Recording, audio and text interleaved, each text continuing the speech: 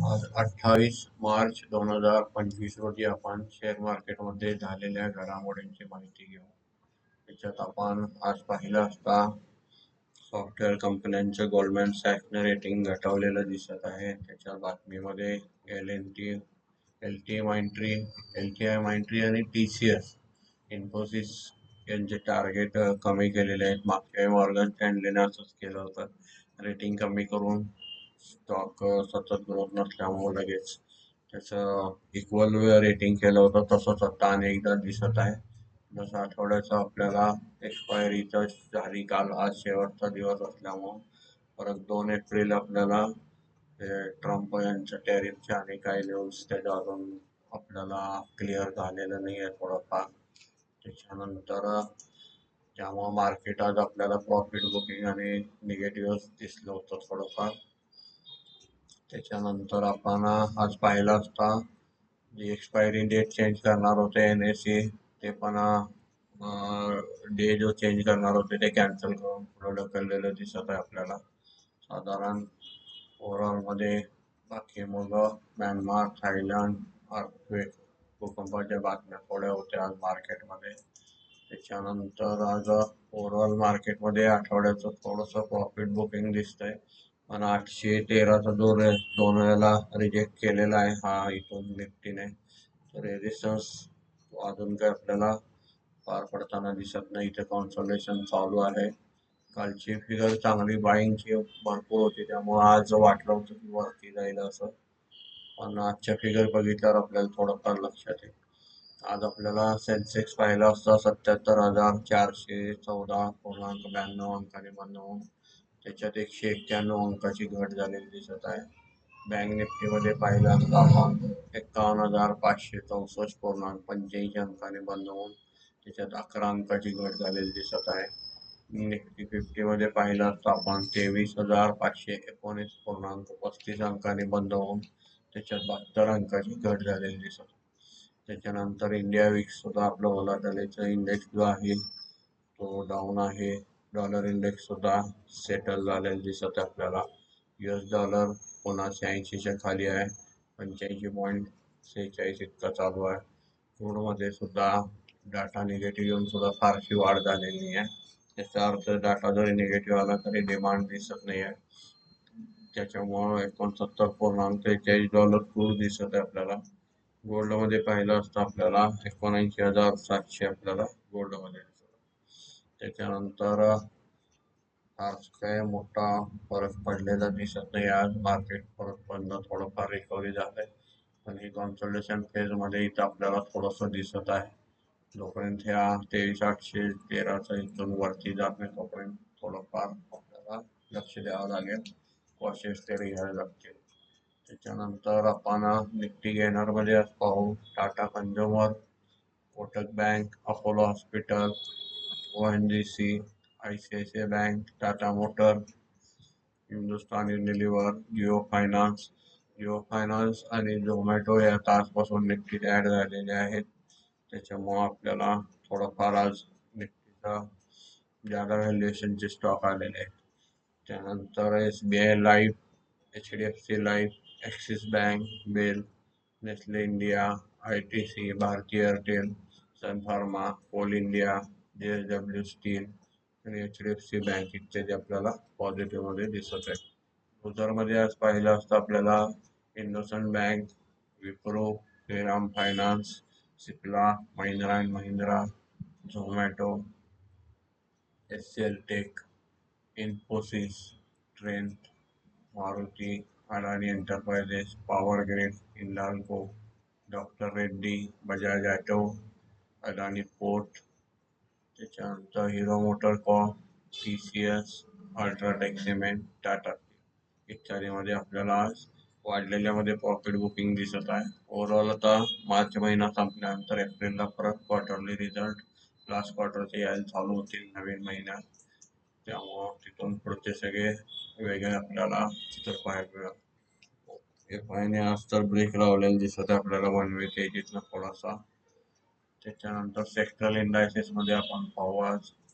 त्याच्यामध्ये पाहिलं असतं आपल्याला आज निफ्टी ॲटोला 221 अंकांनी घटलेली दिसत आहे. निफ्टी IT मध्ये आपण पाहिलं असता 662 अंकांनी घट झालेली आहे. निफ्टी PSU बँक पाहिला असता आपल्याला 32 अंकांनी घटलेली दिसत आहे. निफ्टी फायनान्शियल सर्व्हिसेस मध्ये 63 अंकांनी वाढ झालेली दिसत आहे. निफ्टी फार्मा मध्ये पाहिलं असता आपण 137 अंकाची घट झालेली दिसत आहे. निफ्टी FMCG मध्ये पाहिलं असता 313 अंकाची आपल्याला वाढ झालेली दिसत आहे. निफ्टी मेटल मध्ये पाहिलं असता आपण 67 अंकाची घट झालेली दिसत आहे. त्याच्यानंतर आपल्याला टेरिफ ज्याच्या संदर्भात आहे ते सेक्टर आज घटलेले दिसत आहे. त्याच्यानंतर निफ्टी रियालिटी 12 अंकांनी घटलेली दिसत आहे. आणि निफ्टी IT जी आहे ती आपल्याला त्याचं रेटिंग डाऊनग्रेड केल्यामुळं गोल्डमन सॅकनं त्यामुळे तिथं निफ्टी IT मायनस दिसत आहे. बाकी जे आहेत ते टॅरिफ मध्ये जे आहेत ते सेक्टर आज आपल्याला निगेटिव्ह दिसत आहे. त्यानंतर निफ्टी मीडियामध्ये 34 अंकांनी घट झालेली दिसत आहे. त्याच्यानंतर निफ्टी एनर्जी मध्ये पाहिलं असता आपल्याला 111 अंकाची घट दिसत आहे. आता स्टॉक व्हॅल्युएशन वाईज चालू झालेले आहे. फंडामेंटल ज्याचं चांगलं आहे, PE कमी आहे, ग्रोथ कंटिन्युअस आहे, असे स्टॉक आपल्याला इथून थोडेसे चालताना दिसतात. सलग FI जे आता खरेदी करून मार्केट वर आणलंय ते थोडंसं कन्सल्टेशन फेज मध्ये राहू शकतं. त्यामुळं आपण आता थोडं ट्रेड अग्रेसिव्ह न घेता माहिती घेऊन जे स्टॉक जरी मार्केट कमी जास्त असेल निफ्टी तरी त्या स्टॉकला काही होणार नाही अशा पद्धतीनं, किंवा आपण निफ्टीचे ETF फंड वगैरे असे घेऊ शकतो. त्याच्यानंतर डोमेस्टिक इन्स्टिट्यूटने आज 16,920.46 कोटीची खरेदी केलेली आहे.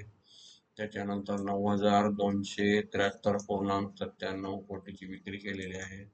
आणि नेट आपण पाहिलं असता 7,646.49 इतक्या कोटीची खरेदी केलेली आहे. त्याच्यानंतर आपल्याला FI मध्ये आज फॉरेन इन्स्टिट्यूटने 11,508.47 कोटीची खरेदी केलेली दिसत आहे. त्यानंतर विक्रीमध्ये 15,861.29 कोटीची विक्री दिसत आहे. नेट आज आपल्याला 4,352.82 कोटीची नेट विक्री दिसत आहे. साधारण आपण निफ्टी मध्ये आज फिगरनुसार ऑप्शन चेन थोडे पाहू. अजून तयार झाले नाही आहेत फार मोठे, पण निफ्टीला आपल्याला सपोर्ट मध्ये काय दिसते पाहू.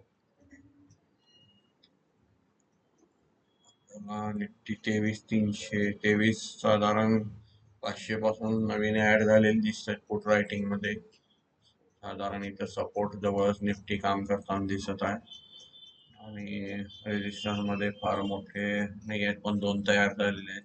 550, 600, 23,600 ला दिसत आहे आपल्याला पोझिशन वाढलेली. 23,650 इथं थोडं दिसत आहे आपल्याला. त्यानंतर 23,700 रेजिस्टन्स थोडे दिसत आहे. साधारण कॉन्सल्टेशन फेज मध्ये जर निफ्टी राहिली तर या रेंज मध्ये आपल्याला हा आठवडा बघावं लागेल. की निफ्टी आपल्याला 117 अंकांनी इथं मायनस दिसत आहे. फ्युचर थोडस मार्केट आपल्याला सोमवारी जशा न्यूज येतील त्यानंतर होऊन जाईल. त्याच्यानंतर आपण FI ची फिगर पाहू. आता कॅश मध्ये आपण पाहिली DI ची फिगर -4,352.82 कोटी आहे. FI ची फिगर आणि DI ची 7,646.49 कोटी कॅश मध्ये खरेदी आहे. त्याच्यानंतर आपण पाहिलं असता याच्यामध्ये साधारण इंडेक्स फ्युचर मध्ये निफ्टी 50 मध्ये आपल्याला 2,228.26 कोटीची नेट आपल्याला विक्री दिसत आहे. निफ्टी बँक फ्युचर मध्ये 680.9 कोटीची विक्री दिसत आहे. निफ्टी फायनान्शियल सर्व्हिसेस मध्ये पाहिलं असता 45.16 कोटीची आपल्याला नेट खरेदी दिसत आहे. निफ्टी मिड कॅप सिलेक्ट मध्ये पाहिलं असता 252.86 कोटीची आपल्याला नेट विक्री दिसत आहे. निफ्टी नेक्स्ट 50 मध्ये पाहिलं असता 0.01 इतकी आपल्याला नेट विक्री दिसत आहे. आज न्यूज मध्ये वाचण्यात आल्यानुसार हुंडाई स्टॉक जो आहे तो निफ्टी नेक्स्ट 50 मध्ये जाण्याची शक्यता आहे. त्याचे फंड ओपन होतील अशी बातमी आज वाचण्यात आली होती. त्याच्यानंतर निफ्टीच्या ऑप्शनमध्ये आपण पाहू इंडेक्सच्या निफ्टी 50 मध्ये 18,653 .02 कोटीची आपल्याला नेट विक्री दिसत आहे. निफ्टी बँकच्या ऑप्शन्स मध्ये आपल्याला 809.42 कोटीची नेट विक्री दिसत आहे. निफ्टी फायनान्शियल सर्व्हिसेस मध्ये पाहिलं असता 17.29 कोटीची आपल्याला नेट खरेदी दिसत आहे. निफ्टी मिड कॅप सिलेक्ट मध्ये पाहिलं असता आपल्याला 15.62 कोटीची नेट विक्री दिसत आहे. निफ्टी नेक्स्ट मध्ये पाहिलं असता आपण साधारण 5.38 कोटीची आपल्याला नेट विक्री दिसत आहे. नंतर आपण FI स्टॉक फ्युचर्स मध्ये पाहिलं असता 2,337.46 कोटीची नेट विक्री दिसत आहे. स्टॉक ऑप्शन्स मध्ये पाहिलं असता 3,018.61 कोटीची आपल्याला नेट विक्री FI ची आधी दिसत आहे. साधारण प्रत्येक वेबसाईटवर आपण आपले स्टॉक पाहताना या वेबसाईटवर पाहिलं असतं आपल्याला ट्रेडिंग जरी झालं तरी आपल्या स्टॉकमध्ये डिलिव्हरी किती गेल्या हे सुद्धा एखादे स्टॉक वाढल्यानंतर पाहणं सोयीचं ठरतं की ट्रेडिंग मधले टोटल डिलिव्हरी किती गेलेली आहे. ग्लोबल मध्ये आपण पाहिलं असता डाउ जोन्स 500 अंकाने मायनस आहे. त्याच्यानंतर S&P 92 अंकाने मायनस आहे. नॅसडॅक 388 अंकाने मायनस आहे. युरोपियन मार्केट पाहिलं असतं आपल्याला FTSE 20 अंकाने मायनस आहे. कॅप पाहिलं असता 75 अंकाने मायनस आहे. डॅक्स पाहिलं असतं आपल्याला 229 अंकाने मायनस. गिफ्ट निफ्टी पाहिली असता आपण त्याच्यात 108 अंकाने आपल्याला मायनस दिसत. बाकी ओव्हरऑल एशियन मार्केट जे बंद आहेत ते सुद्धा आपल्याला निगेटिव्ह मध्ये बंद झालेले दिसत.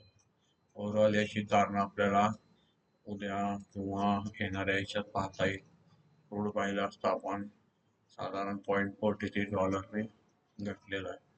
गोल्ड मध्ये आपल्याला आज लक्षणीय वाढ दिसत आहे. $25 वाढलेली दिसत आहे. $3,080.76 आज त्याचा $26 त्याचा रेट दिसत. साधारण बऱ्यापैकी आपण कव्हर केलेला आहे. बाकी ओव्हरऑल सुट्टी जे येते त्याच्यात आपल्याला ओपन इंटरेस्ट स्टॉक कसे पाहायचे, त्याचं फंडामेंटल कुठं पाहायचं, त्याचे रिझल्ट कसे पाहायचे हे आपण पाहू शकतो. इथं आपण साधारण या चॅनलवर सगळे व्हिडिओ अवेलेबल आहेत.